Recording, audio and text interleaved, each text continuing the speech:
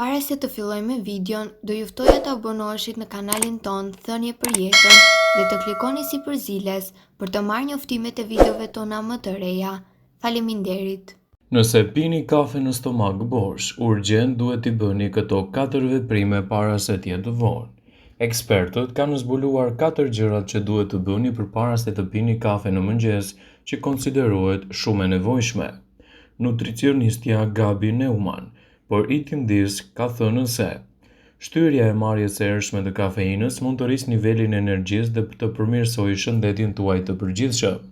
Ekspertja pohon se pirja e kafes në stomakun bosh mund të shtyjë trupin tuaj në një gjendje stresi më të lartë.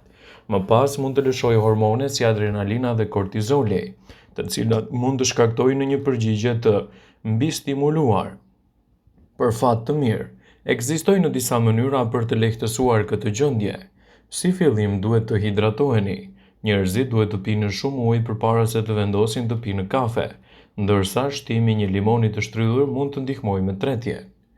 Nutricionentët gjithashtu mund të jenë mjaft të rëndësishëm. Një këshill tjetër është të filloni ditën tuaj me një vak të mbushur me fibra dhe proteina për të balancuar nivelet e sheqerit në trup. Bëni ushtrime.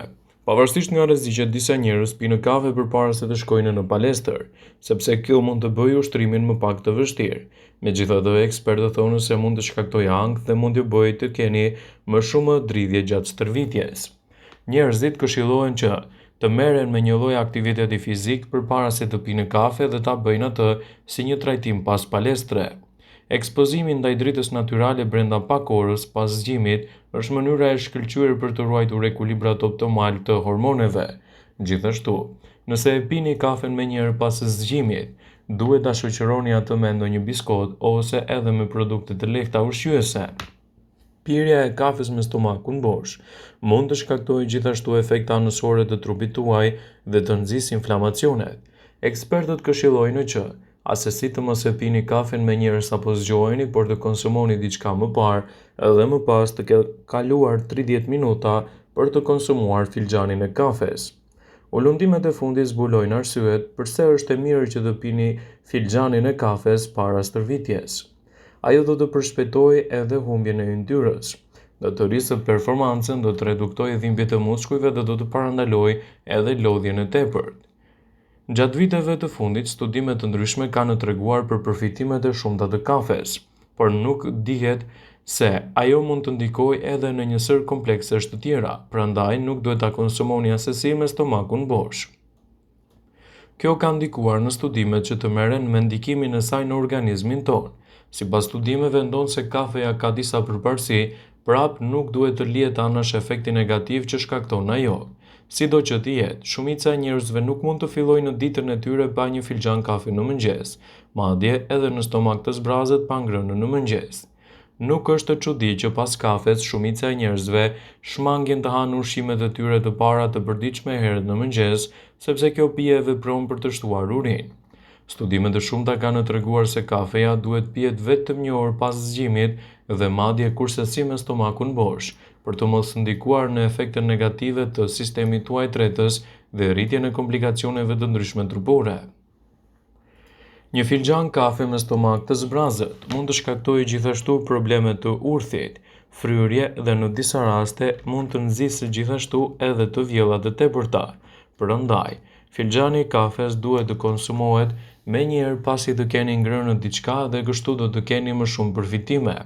Ndonse kafeja mund të jetë një nga pijet tuaja më të preferuara, pirja e kafes me stomakun bosh mund të nxjisë një sër reaksionesh të trupit dhe ekspertët vazhdimisht sugjerojnë që kafen ta konsumoni pasi të keni ngrënë në mëngjes, në mënyrë që vlera dhe përfitimet të jenë të dyfishta në mbrojtjen e organizmit dhe parandalimin e komplikacioneve. Gjatë kësaj kohe është e rëndësishme që kafen ta shoqëroni gjithashtu me një gotë me ujë në mënyrë që ajo të mos shkaktojë edhe dëmtime të forta të imunitetit.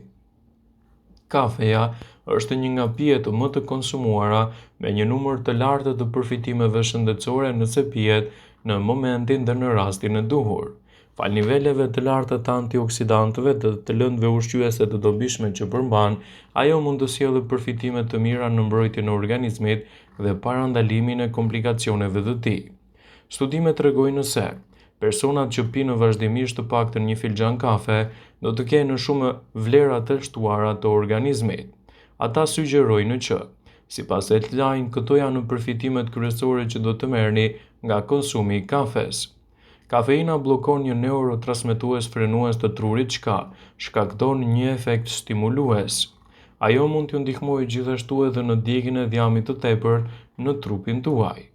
Disa studime kanë treguar se kafeina në kafe do të rrisë ndjenjen e djegjes së djamit dhe gjithashtu do të përmirësojë dukshëm metabolizmin tuaj. Sugjerohet që kafen ta pini të paëmbëlsuar me ushqyes artificial. Mund të përmirësojë në mënyrë të mirë edhe performancën tuaj fizike, duke e rritur atë dhe duke e bërë gjithashtu edhe më kompakte. Kafeja mund të rrisë nivelin e adrenalinës që çlirojnë yndyrrat nga indet tuaja yndyrore. Kjo gjë do të çojë në përmirësime të dukshme të performancës së trupit tuaj dhe mbajtjen larg të këtyre komplikacioneve. Nëse doni që të merrni më shumë përfitime nga kafeja, duhet ta bëni pjesë të dietave tuaja, por asesi me stomakun bosh. Kafeja mund të përmbajë lëndë ushqyese thelbësore në dobi të organizmit. Kafeina përmban disa lëndë ushqyese të rëndësishme përfshirë këtu: riboflavinën, acidin pantotenik, mangan, kalium, niacin. Mund të ndihmojë gjithashtu edhe kundër luhatjeve të sheqerit të tipit 2. Disa studime vëzhguese sipas Healthline tregojnë se personat që konsumojnë kafe kanë një rrezik më të ulët të diabetit të tipit 2, një gjendje e rëndë që prek miliona njerëz në mbar globin. Mund t'ju ndihmojë gjithashtu kundër problemeve të Alzheimerit dhe demantinës. Personat që pinë kafe kanë një rrezik më të ulët për të prekur nga shqetësimi i Alzheimerit, që është shkaku kryesor i demantinës në të gjithë botën. Pirja e kafes në organizmin tuaj mund të sjellë shumë përfitime edhe në uljen e rrezikut të Parkinsonit. Personat që pinë vazhdimisht kafe kanë 40% më pak rrezik për të vuajtur nga shqetësimet e Parkinsonit, çrregullimi i dytë më i zakonshëm neurodegenerator. Ajo mund t'ju mbrojë gjithashtu edhe nga shqetësimet e mëlçisë. Personat që pinë kafe kanë një rrezik më të ulët të cirozës, e cila mund të shkaktohet nga disa komplikacione të mëlçisë dhe të ndikojnë gjithashtu në jetën tuaj të përditshme. Ulë rrezikun e depresionit dhe ju bën që të ndjeheni më të lumtur në disa raste. Kafeja duke se ulë rrezikun e shfaqjes së depresionit dhe zvogëlon në mënyrë dramatike edhe humbjes së jetës në këto situata. Ajo mund të jetë një mburojë shumë e mirë e trupit tuaj në luftën kundër radikaleve të lira.